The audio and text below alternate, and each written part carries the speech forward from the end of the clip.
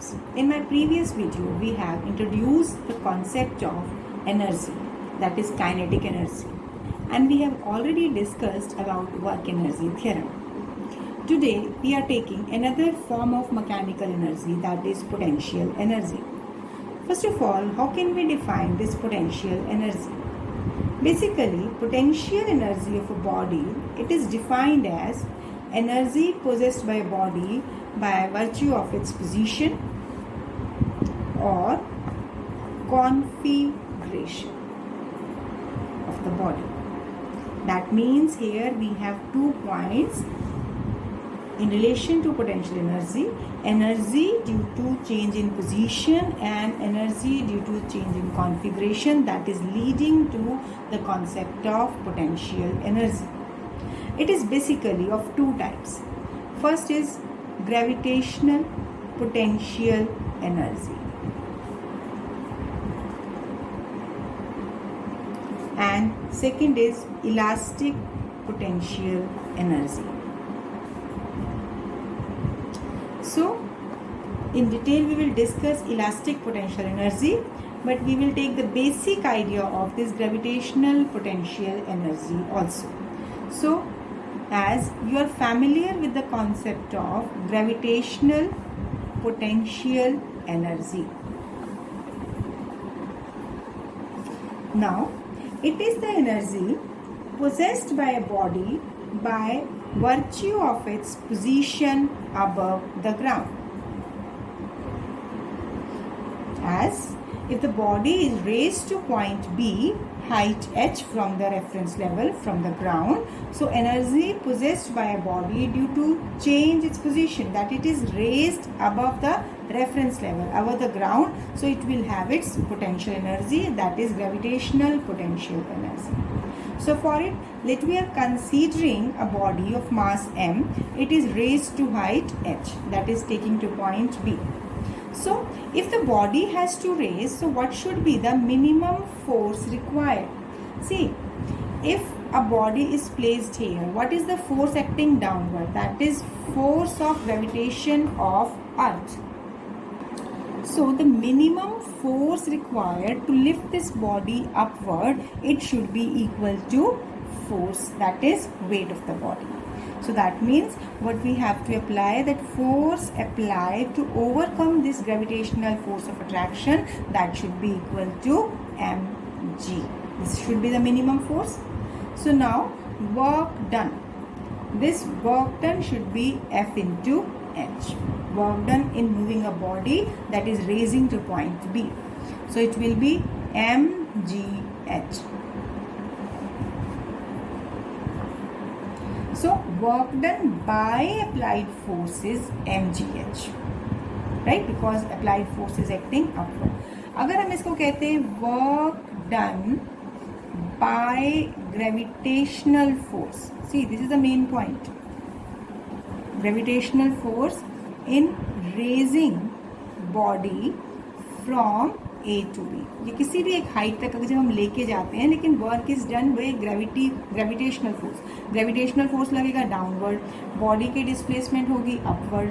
तो इसका मतलब इस केस में क्या हो गया, वर्क डन होगा force into displacement into cos 180 degree. ऊपर वाले केस में फोर्स अप्लाइड और डिस्प्लेसमेंट की डायरेक्शन सेम थी, लेकिन यहाँ पर ग्रेविटेशनल फोर्स कहाँ लग रहा है, डाउनवर्ड. तो angle between displacement and force is 180 degree. So it is minus Fs, that is minus mgh. So this is the difference. If we will say work done by applied force or by work done against gravitational force, तब तो होता है mgh. लेकिन है work done by gravitational force तो रहेगा minus mgh. So this is the basic concept of gravitational potential energy. Already you have done this concept in class 9th also. Now next is elastic potential energy. It's very important. We will discuss it in detail. Basically, how can we define it? It is the energy associated with the state of either compression or expansion of the elastic spring. So when a spring, if suppose you are taking a spring and suppose you are expanding it, suppose force is applied in this direction, so what will happen? This spiral will move apart and the configuration will change and then the separation will increase. This is the case of expansion, right? But when the force is applied in this direction, ये तो हम rigid support लेके चलते हैं, मान लो कि यहाँ पर फिक्स्ड एंड है. अब अगर हम यहाँ पर फोर्स ऑपोजिट डायरेक्शन में लगाएं तो क्या होगा? इट मे बी पॉसिबल कि यहाँ पर ये सारा अरेंजमेंट नॉर्मल पोजीशन से यहाँ पर ये कंप्रेस हो गया. सो this we will discuss in elastic potential energy. It is the energy possessed by a body with a state of either compression or expansion of this elastic spring. This elastic behavior is there. तभी तो हम इसको कह रहे हैं ये expand हो रहा है या compress हो रहा है. Now we have to discuss it in detail. We have to calculate this elastic potential energy. So for it, let me consider an elastic spring. It is connected to some rigid support and it is having negligible mass.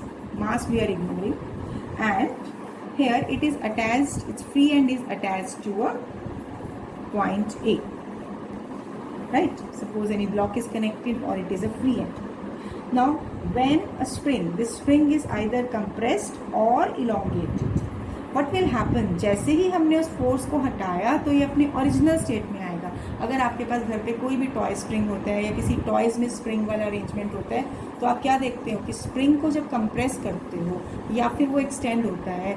आप अपने pen में, पहले आता था pen, जो पुराने pen आते थे उसमें स्प्रिंग्स होते थे. अब अगर उस स्प्रिंग को आप दबाओगे, कंप्रेस करोगे या एक्सटेंड करोगे तो दोनों ही कंडीशन में क्या होगा? स्प्रिंग में वापस अपनी नॉर्मल पोजीशन ले लेगा. So it means whenever a spring is either compressed or elongated, it will recover its own original configuration. Why? Due to elasticity. Now, force required to bring the spring back to original configuration. देखिए, जब भी अगर हम इस पर force लगा रहे हैं इसे कंप्रेस या इलोंगेट करने के लिए, वो फोर्स कौन सा होता है? वो होता है डीफॉर्मिंग फोर्स. डीफॉर्मिंग मीन्स जो नॉर्मल स्ट्रक्चर को चेंज करे, डीफॉर्म करे, तो वो हो गया डीफॉर्मिंग फोर्स. अब जैसे ही ये फोर्स जो अप्लाइड फोर्स है इसको हम रिमूव कर देते हैं तो इमीडिएटली स्प्रिंग अपने ओरिजिनल कॉन्फ़िगरेशन में आता है. और ओरिजिनल कॉन्फ़िगरेशन में लाने में एक दूसरा फोर्स हेल्प करता है, उसको कहते हैं रीस्टोरिंग फोर्स. रीस्टोर माने अपनी ओरिजिनल स्टेट को रीस्टोर करना, उसमें वापस आ जाना. तो रीस्टोरिंग फोर्स की एग्जिस्टेंस क्या होती है कि जैसे ही अप्लाइड फोर्स यानी अप्लाइड डिफॉर्मिंग फोर्स खत्म होता है, immediately restoring force opposite direction में लगता है. यानी कि मान लो मैंने स्प्रिंग को स्ट्रेच किया, स्ट्रेच यानी इलोंगेट किया, तो फोर्स यहाँ लगाया. अब जैसे ही हमने इसको छोड़ा तो क्या होगा? यहाँ पर रीस्टोरिंग फोर्स लगेगा जिसका मैग्नीट्यूड सेम रहेगा लेकिन डायरेक्शन ऑपोजिट होगी. तो अगर मैं ये कहूँ कि डिफॉर्मिंग फोर्स F है, रिस्टोरिंग फोर्स को मैं -F भी लिख सकती हूँ. माइनस मीन्स क्योंकि रिस्टोरिंग फोर्स अप्लाइड फोर्स की ऑपोजिट डायरेक्शन में है. तो जो फोर्स किसी भी बॉडी को अपनी ओरिजिनल कॉन्फ़िगरेशन में ले आता है, when there is some change due to elastic behavior, तो उस फोर्स को हम कहते हैं रीस्टोरिंग फोर्स. और हेयर क्योंकि हम स्प्रिंग की बात कर रहे हैं तो इसको कहेंगे spring force. Now here we can say that restoring force is proportional to extension. क्योंकि अगर हम इस स्प्रिंग को एक्सटेंड कर रहे हैं, अब मैं अगर एक और फिगर बनाएं जिसमें हम ये दिखाएं कि मान लो नॉर्मल पोजीशन इसकी पॉइंट A तक है. अब इसको जब हम स्ट्रेच कर रहे हैं तो ये स्प्रिंग इतना चला गया. अब यहाँ पर फोर्स अप्लाइड हमने रोक दिया तो यहाँ रिस्टोरिंग फोर्स हुआ जिसकी वजह से जितना हमने स्ट्रेच किया था वापस की ओरिजिनल पोजीशन पे आएगा. यानी ये जो रिस्टोरिंग फोर्स है ये इस एक्सटेंशन के प्रोपोर्शनल हो गया. अब रिस्टोरिंग फोर्स को हमने कैसे इंडिकेट किया है? -F से. तो हम लिखेंगे -F is proportional to x. Negative sign, बार बार रिपीट कर रही हूँ, नेगेटिव साइन सिर्फ अप्लाइड फोर्स की ऑपोजिट डायरेक्शन को बताता है क्योंकि restoring force act opposite to direction of applied force, deform force, जिसको मैं लिख सकती हूँ -F. अब हम प्रोपोर्शनलिटी साइन को जब रिमूव करते हैं तो we are getting constant k. So here F is equal to -kx, where this k is taken as spring constant. K is spring constant. And negative sign indicate that restoring force. You can specify the significance of negative sign. This is also important, that negative sign indicate that restoring force act opposite to direction of displacement. Restoring force act opposite to direction of displacement. So this is the basic concept of elastic potential energy. अभी तक हमने elastic potential energy के expression पे नहीं पहुंचे हैं, अभी सिर्फ हमने इस रिस्टोरिंग फोर्स का कॉन्सेप्ट इंट्रोड्यूस किया है. Now see how to do further. F is equal to minus k x, और अगर हम मैग्नीट्यूड की बात करें F equal to k x, तो अगर हम इस फोर्स को इस डिस्प्लेसमेंट x के साथ प्लॉट करें तो ग्राफ क्या आएगा? Straight line. So here its slope is k. You can say k is equal to f upon x. So spring constant, that will be constant. Why? Because force is proportional to displacement here. And from here, from this graph, from this point rather, from this graph नहीं, अगर हम इस point को देखें, actually तो restoring force आपका displacement के proportional है.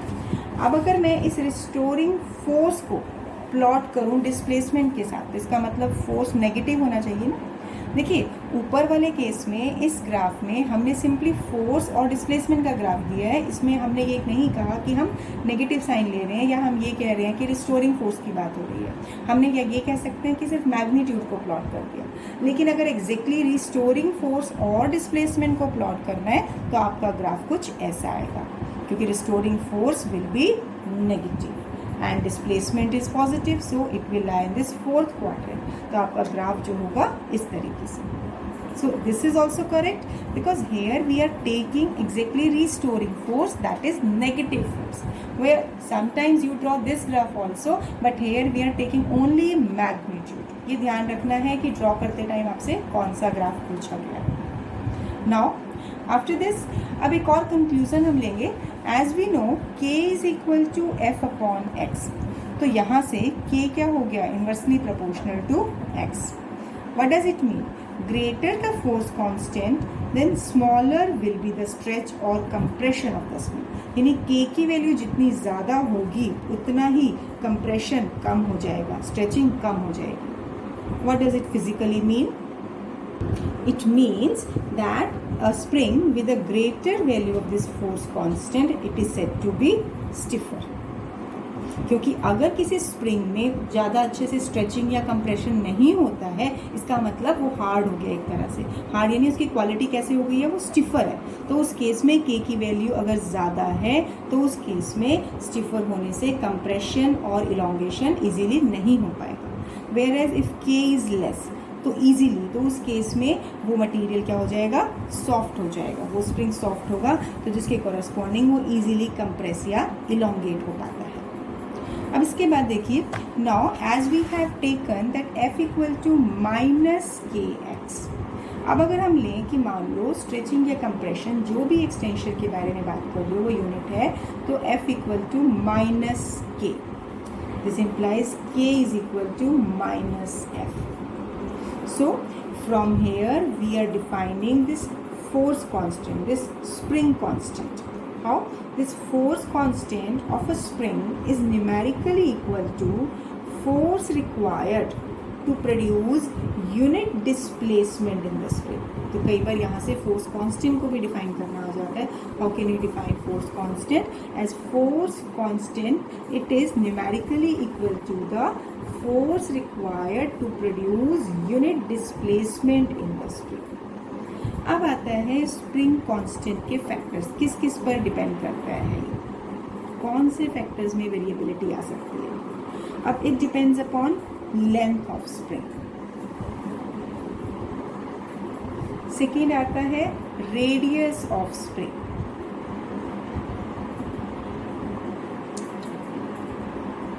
And third point that is very important, that is nature of material of spring. Nature of material of spring. तो अगर हम इस K is inversely proportional to L है, तो अगर मैं स्प्रिंग कांस्टेंट को इस लेंथ के साथ प्लॉट करें, यानी एक्सटेंशन के साथ प्लॉट करें, तो बेसिकली हमारे पास ग्राफ किस फॉर्म में आएगा, इस फॉर्म में आएगा। यानी हम यहाँ पर देखते हैं दैट जितना ज़्यादा एक्सटेंशन बढ़ता चला जाएगा उतना ही स्प्रिंग कांस्टेंट कम होगा, या जितना स्प्रिंग कांस्टेंट हमारा कम होगा उतना ही एक्सटेंशन बढ़ता जाएगा। तो this is also one another graph that can also be asked. तो अभी तक हमने बेसिक इंफॉर्मेशन ली है कि जब भी हम स्प्रिंग लेते हैं तो उससे रिलेटेड हम कौन कौन से फैक्टर्स को डिफाइन करते हैं। Now we will take the expression for elastic potential energy. अब इसके लिए हम लेते हैं expression for elastic potential energy. सबसे पहले हमने एक स्प्रिंग ड्रॉ किया, किसी भी सरफेस पे ले सकते हैं, और यहाँ हमने ए पॉइंट पर उसे फिक्स कर दिया। अब जब हमने एक अप्लाइड फोर्स लगाया तो इसकी जो अरेंजमेंट है थोड़ी इलोंगेट हो गई, स्ट्रेच हो गई, यानी ये ए पॉइंट से बी पॉइंट पर पहुँच गई, मान लो एक्स एक्सटेंशन। अब अगर यही स्प्रिंग जब आपने डिफॉर्मिंग फोर्स हटा दिया तो रिस्टोरिंग फोर्स के इन्फ्लुएंस में क्या स्प्रिंग यहाँ आके रुक जाता है? नहीं, यहाँ नहीं रुकेगा, ये इतना इधर भी कंप्रेस होगा। ये कितना कंप्रेस होगा? बेसिकली इस पोजीशन से कह सकते हैं कि इतना कंप्रेशन में आ जाएगा जिससे कि एग्जैक्टली सेम एक्सटेंशन यानी सेम इलोंगेशन और सेम कंप्रेस होगा। ठीक है, यानी कि किसी भी स्प्रिंग को अगर आप लेते हैं और आप उसे एक्सटेंड करते हैं और उस एक्सटेंडेड फोर्स को यानी अप्लाइड फोर्स को हटाते हैं तो स्प्रिंग ऐसे वाइब्रेट करेगा, यानी जितना इधर गया फिर उसके बाद यहाँ रुकेगा नहीं, फिर इधर जाएगा, फिर इधर आएगा, फिर इधर, यानी ये ऐसे एसएचएम सिंपल हार्मोनिक मोशन करेगा, यानी ये ऑसिलेट करेगा जब तक कि ये रेस्ट पर ना आ जाए। तो यहाँ पर हम क्या दिखा रहे हैं कि इस सी पॉइंट पर ये कंप्रेस पोजीशन है, यानी ए से लेके सी का डिस्टेंस यानी ये कंप्रेशन वाला डिस्टेंस और ए से बी का डिस्टेंस यानी एक्सटेंशन वाला डिस्टेंस एक्स है, दैट ऑल इज सी। तो अब अगर हम ये कहते हैं कि मान लो let the spring be stretched through small distance dx against restoring force. मान लो यहाँ तो हमने टोटल एक्सटेंशन x लिया है, लेकिन हम ये कहते हैं कि मान लो एक्सटेंशन के टाइम पर जब इसे एक्सटेंड कर रहे हैं तो वर्क कहाँ हो रहा है? Against restoring force. और अगर हम बिल्कुल स्मॉल डिस्टेंस यानी dx डिस्टेंस से मान लो इतने से डिस्टेंस से इसे स्ट्रेच करते हैं तो स्मॉल वर्क डन कितना होगा? स्मॉल वर्क डन होगा -f dx। ये नेगेटिव साइन क्यों लिया? क्योंकि मैंने पहले भी कहा है कि that spring is stretched against restoring force. So against restoring force यानी हम रिस्टोरिंग फोर्स को किससे रिप्रेजेंट कर रहे हैं? -f से। अब यहाँ पर f रिस्टोरिंग फोर्स की वैल्यू क्या है? kx into dx, यानी small work done in stretching a spring through a small distance dx against restoring force is this. अब एक्चुअली स्प्रिंग कहाँ से कहाँ स्ट्रेच हो रहा है? इनिशियल पोजीशन यानी मीन पॉइंट से एक्सट्रीम पॉइंट x तक। तो टोटल वर्क डन कितना होगा? kx dx। अब इंटीग्रेशन क्या होगी? मिनिमम यानी मीन पोजीशन पे तो 0 ही लेंगे और एक्सट्रीम पॉइंट पर x। तो अब अगर यहाँ पर हम इंटीग्रेट करेंगे तो क्या होगा? k 0 to x x dx, तो ये हो जाएगा k x square by 2। So this is the expression for elastic potential energy। Basically ये जो एनर्जी है, जो वर्क डन है, ये अपीयर होगा elastic potential energy of the spring and you have to learn this expression. It's very important. हमने simply क्या कहा है कि सबसे पहले हम थोड़ा डिस्प्लेसमेंट ले रहे हैं कि जब स्मॉल डिस्टेंस से किसी स्प्रिंग को स्ट्रेच या कंप्रेस करते हैं तो स्मॉल वर्क डन आ गया दिस वन। और टोटल वर्क डन क्या होगा जब हम स्मॉल वर्क डन को एक्सट्रीम लिमिट्स ऑफ डिस्टेंस के बीच में इंटीग्रेट करेंगे, जो हमें रिजल्ट देता है kx square by 2। So now on its basis if we plot graph between potential energy and distance, so as it is varying square of the distance to the graph, it will be like this, it will be a curve। x चाहे positive हो चाहे negative हो, actually it will be like a peak, यानी यहाँ पर exactly ये 0 वाली होगी। This will be more accurate, वो थोड़ा बल्जिंग हो गया था।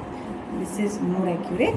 सो इसमें हमारा देखिए एक्चुअली अगर x नेगेटिव है, क्योंकि x का स्क्वायर है तो नेगेटिव लेने पर भी पोटेंशियल एनर्जी यही होगी, पर यहाँ पर potential energy that is indicating for negative value of x और it is for positive value of x. यानी graphical representation of potential energy with distance is given by this curve. Now as we have here done mathematical expression of elastic potential energy, but there is one alternative method also. Although exams में ऐसा नहीं बोला जाता कि आप इसे graphical method से करो, but अगर स्पेसिफाई कर दिया जाए कि how can you obtain elastic potential energy by graphical method, तो ग्राफिकली आपको क्या करना पड़ेगा कि सबसे पहले आपको यहाँ पर फोर्स, बेसिकली हम फोर्स ही ले रहे हैं, this with plotted with displacement, the graph will be like this, let it be okay. अब इस ग्राफ से अब अगर हम ये देखें that potential energy of the spring, it will be equal to area of triangle OAB. तो ये क्या हो जाएगा, half, this is your base is OB and perpendicular is AB. अब OB क्या है, तो स्ट्रेचिंग x, और AB क्या है, फोर्स के इक्वल, राइट. अब फोर्स एक्चुअली क्या होता है, फोर्स इक्वल टू kx. तो अगर यहाँ पर force is equal to kx हम सब्सटीट्यूट करते हैं तो पोटेंशियल एनर्जी का एक्सप्रेशन कितना आया, सेम वही जो हमने पिछले अभी मैथमेटिकल स्टेप में किया. Although it's short method but you can to use any method. अगर आपको कुछ भी स्पेसिफाई नहीं किया हो, सिंपल कहा हो obtain expression for elastic potential energy, then you can either choose this graphical method और दैट मैथमेटिकल मैथड. बट हाँ, अगर ग्राफिकल स्पेसिफाई कर दिया हो तो सिर्फ यही मेथड करना है.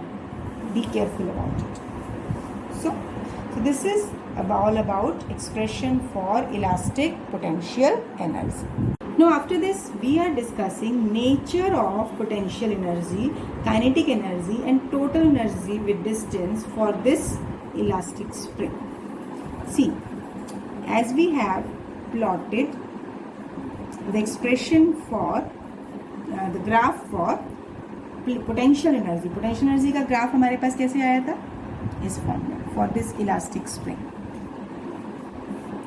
अब सबसे पहले देखिए कि मैंने अगर स्प्रिंग को स्ट्रेच किया, यानी ये नॉर्मल पोजीशन से इधर स्ट्रेच हो गया, और फिर जब डिफॉर्मिंग फोर्स को हटाया तो रिस्टोरिंग फोर्स के इन्फ्लुएंस में यहाँ पर आके ये कंप्रेस हो गया, और कंप्रेस के बाद भी डिस्टेंस x तक हुआ कंप्रेस. तो इट मीन्स, ध्यान से देखिए, अगर हम ये कहें कि एक तरह से ये स्प्रिंग ऑसिलेट कर रहा है मीन पोजीशन पे. अब इस पॉइंट को बहुत अच्छे से समझना है कि मान लो ये पॉइंट है A, ये पॉइंट हो गया B और ये पॉइंट हो गया C. यानी कि अब अगर ये स्प्रिंग वाइब्रेट करते हुए B पॉइंट पर गया, जिसको हम कह सकते हैं eight extreme position, extreme position, इसको हम नेम किया B. अब इस पॉइंट पर क्योंकि इसकी स्ट्रेचिंग मीन पोजीशन से मैक्सिमम हो गई है जबकि x है, तो पोटेंशियल एनर्जी, जो इलास्टिक पोटेंशियल एनर्जी होगी वो इस स्प्रिंग की क्या होगी, हाफ के x स्क्वायर. ये तो स्प्रिंग कांस्टेंट है.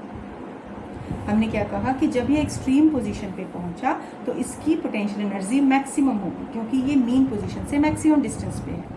लेकिन अब जिस पर्टिकुलर पोजीशन से, जैसे आपने फोर्स लगा के छोड़ दिया, अब इस पर्टिकुलर पोजीशन के बाद ये वापस आ रहा है अंडर द रिस्टोरिंग फोर्स. तो एग्जैक्टली कहें, वापस आने से पहले कोई भी बॉडी अपनी पोजीशन से वापस कब आती है, वहाँ पे जहाँ पे काइनेटिक एनर्जी जीरो होती है, जहाँ पर उस पॉइंट की स्पीड जीरो हो जाती है.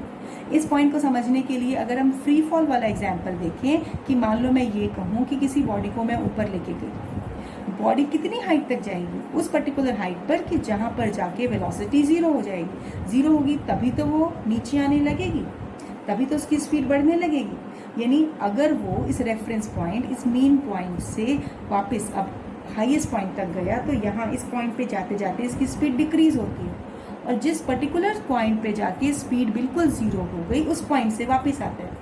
ये आपने बहुत टाइम देखा होगा कि आप स्टोन को एयर में थ्रो कर रहे हो तो स्टोन जब ऊपर गया तो वहाँ से वापस आ गया, जिस पॉइंट से वो वापस आया उस पॉइंट पर उस स्टोन की स्पीड जीरो हो गई. ये हम फ्री फॉल के केस में डिस्कस कर चुके हैं। ऐसा ही कुछ कॉन्सेप्ट इस स्प्रिंग के केस में है। जब ये स्प्रिंग यहाँ A से B में जा रहा है तो यहाँ पर जाते जाते इस पर्टिकुलर पॉइंट पर जाके उसकी स्पीड 0 हो जाएगी, तो जिसके कॉरस्पॉन्डिंग इसकी काइनेटिक एनर्जी भी 0 हो जाएगी। तो एक्सट्रीम पॉइंट पे टोटल एनर्जी कितनी हो गई, जो कि दोनों एनर्जीज का सम होता है, तो ये हो जाएगी half k x square. Total energy is half k x square. सो अब अगर हम ये देखें कि मान लो इस ग्राफ में ये पॉइंट मीन है और ये पॉइंट एक्सट्रीम है, तो इस एक्सट्रीम पॉइंट पर कौन सी एनर्जी मैक्सिमम है? पोटेंशियल एनर्जी मैक्सिमम है। इस यहाँ मीन पॉइंट पर टोटल एनर्जी की हम बात नहीं कर रहे हैं, यहाँ हम कह रहे हैं कि टोटल एनर्जी अगर हम ले रहे हैं तो ये हमारी है पोटेंशियल एनर्जी का। तो अगर हम इस पोटेंशियल एनर्जी को देख रहे हैं, इस पोटेंशियल एनर्जी के कोरस्पॉन्डिंग इस ग्राफ में देखिए, अगर ये एक्सट्रीम पॉइंट के कोरस्पॉन्डिंग यानी मैक्सिमम डिस्प्लेसमेंट के कोरस्पॉन्डिंग यहाँ मैक्सिमम पोटेंशियल एनर्जी है, ये यानी 0, यानी मीन से एक्सट्रीम पर आते आते पोटेंशियल एनर्जी यहाँ मैक्सिमम हो गई। क्यों? क्योंकि पोटेंशियल एनर्जी क्या होती है? Half k x square. तो जैसे एक्स बढ़ेगा उसका स्क्वायर प्रोपोर्शन में ये कर्व फॉर्म हो जाएगा दोनों साइड, चाहे पॉजिटिव हो एक्स की वैल्यू चाहे नेगेटिव।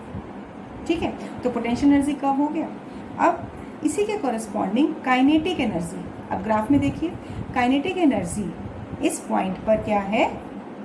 0 है। काइनेटिक एनर्जी इस पॉइंट पर एक्सट्रीम पॉइंट पर 0 है। किस पॉइंट पे 0 है? एक्सट्रीम पॉइंट पर काइनेटिक एनर्जी 0 है, यानी इस पॉइंट पर भी काइनेटिक एनर्जी 0 होगी। तो अभी हमें ये देखना है कि टोटल एनर्जी इस पॉइंट पर कितनी है? हाफ के एक्स स्क्वायर है। तो पहले अगर हम ये देखें तीनों ही पॉइंट, यानी कि एक्सट्रीम पॉइंट, मीन पॉइंट और तीसरे एक्सट्रीम पॉइंट, यानी तीसरे नहीं दूसरे एक्सट्रीम पॉइंट पर जब हम इसकी टोटल एनर्जी, काइनेटिक एनर्जी और पोटेंशियल एनर्जी निकालेंगे, तब हम ग्राफ में दिखाएंगे कि काइनेटिक एनर्जी कर्व कैसा होगा। तो अब आ जाइए मीन पॉइंट पर। एट मीन पॉइंट, जब कोई भी बॉडी मीन पॉइंट पर आ रही है, देखो यहाँ से वापस आ रही है, तो क्या ये मीन पॉइंट पे रुक रहा है? यहाँ से बी पॉइंट से आ रहा है ए पॉइंट पे, स्प्रिंग यहाँ स्टॉप नहीं होता। क्यों नहीं स्टॉप होता? सबसे बड़ा क्वेश्चन। यहाँ स्पीड 0 थी, इस 0 स्पीड से ए की तरफ आते आते इसकी स्पीड बढ़ती है और ए पॉइंट पर इसकी स्पीड मैक्सिमम होती है। तो 8 पॉइंट यानी एट मीन पॉइंट यानी ए पॉइंट जो हमने लेबल किया है, स्पीड क्या है इसकी? मैक्सिमम है। तो काइनेटिक एनर्जी क्या हो जाएगा इस केस में? मैक्सिमम हो जाएगा। अब पोटेंशियल एनर्जी क्या होगी? पोटेंशियल एनर्जी 0, क्योंकि अगर एक्सप्रेशन है हाफ के एक्स स्क्वायर, अब इस डायग्राम में देखिए कि ए पॉइंट पर एक्स की वैल्यू 0 हो गई, तो पोटेंशियल एनर्जी कितनी हो जाएगी? 0। तो इसका मतलब हम क्या कह सकते हैं कि जैसे ही ये स्प्रिंग बी पॉइंट से ए पॉइंट पर आ रहा है, तो इसकी पोटेंशियल एनर्जी धीरे धीरे कन्वर्ट हो रही है काइनेटिक में, और ए पॉइंट पर जब पोटेंशियल एनर्जी बिल्कुल 0 हो गई, तो वो सारी पोटेंशियल एनर्जी किस में कन्वर्ट हो गई? काइनेटिक एनर्जी में हो गई। तो यहाँ हमने कहा ये मैक्सिमम है। क्या चीज़? Kinetic energy. और टोटल एनर्जी का एक्सप्रेशन फर्दर अगर हम कहेंगे potential plus kinetic energy, further ये आ जाएगा हमारा half k x square.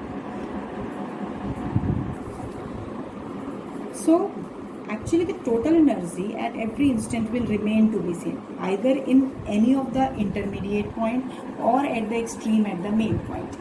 So we are not calculating here the total kinetic energy at mean point, but we can relate it in this way that total energy at every point remain to be same. So if potential energy is 0 and total energy is half k x square, it means kinetic energy will be half k x square. Although we can calculate it also, but there is no need to calculate it. Similarly, at another extreme point, C. अब इस C point पर जब spring vibrate करता हुआ पहुंचेगा, तो actually ये भी एक सेकेंड एक्सट्रीम पॉइंट है। अब यहाँ पर स्पीड मैक्सिमम है, तो इस स्प्रिंग की काइनेटिक एनर्जी भी मैक्सिमम है। तो उस काइनेटिक एनर्जी और स्पीड को मिनिमम करने के लिए ये ओवरशूट करता है इस मीन पोजीशन को, और कहाँ चला जाता है? दूसरी एक्सट्रीम पॉइंट पर। और इतनी दूर जाता है ताकि उस पॉइंट पर जाके उस स्प्रिंग की काइनेटिक एनर्जी या ये कह सकते हैं कि वेलोसिटी ज़ीरो हो जाए, जिससे कि सी पॉइंट पर फर्दर काइनेटिक एनर्जी ज़ीरो हो जाएगी। तो टोटल एनर्जी कितनी हो जाएगी, हाफ के, क्योंकि डिस्टेंस x तक गया तो total potential energy is half k x square. So total energy at extreme point comes out to be that is half k x square. तो अब देखिए हर पॉइंट पर, चाहे एक्सट्रीम पॉइंट सी है, चाहे पॉइंट ए है, या फिर इधर देखिए पॉइंट बी पर, हर पॉइंट पर टोटल एनर्जी कांस्टेंट है। तो अगर ग्राफ में देखिए, अब ग्राफ कैसे प्लॉट करेंगे, इस ग्राफ में देखिए, यहाँ ग्राफ में यानी ये हम ले लें total energy that is half k x square. Graph हमने एनर्जी का प्लॉट किया। अब इस पॉइंट पर यानी इतनी ये पोटेंशियल एनर्जी है और हर पॉइंट पर टोटल एनर्जी कितनी है, कांस्टेंट है। सबका सम, चाहे इंटरमीडिएट पॉइंट हो चाहे एक्सट्रीम पॉइंट हो, टोटल एनर्जी का सम हाफ के एक्स स्क्वायर रहेगा। तो अब अगर मैं इसकी काइनेटिक एनर्जी इस कर्व में प्लॉट करूं, काइनेटिक एनर्जी मिनिमम है एक्सट्रीम पॉइंट पर, तो मैक्सिमम है मीन पॉइंट पर। तो इसका जो कर्व आएगा, जो मैं डॉटेड लाइन से शो कर रही हूँ, it will also be like this. So this particular curve is total energy, that is a constant straight line, and this solid line is potential energy and this dotted line is kinetic energy. So it means from this graph we conclude that every point here total energy is constant and here the sum of kinetic and potential energy will be a constant.